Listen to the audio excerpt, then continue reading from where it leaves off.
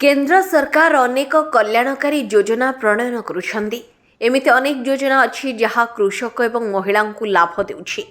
किंतु निकटरे गर्भधारण एवं प्रसव समय माँ उपरे आर्थिक बोझ ह्रास करने को एक नुआ योजना सरकार द्वारा आरंभ करा सेमानकर पुष्टिकर आवश्यकता को दृष्टि रखी केंद्र सरकार कार्यकारी करिथिबा एक योजना हेउछि प्रधानमंत्री मातृवंदना योजना। इंदिरा गांधी मातृत्व सहयोग योजना नामक यही योजना वर्तमान मोदी सरकार द्वारा प्रधानमंत्री मातृबंधन योजना भाव में कार्यकारी होउछि।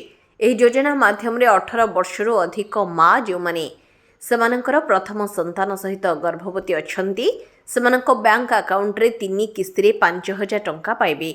पूर्वरु ही योजना अधीन रे क्षतिपूरण हिसाब रे 6,000 टंका दिया जायथिला। प्रधानमंत्री नरेंद्र मोदी 2017 यह योजना आरंभ करथिले।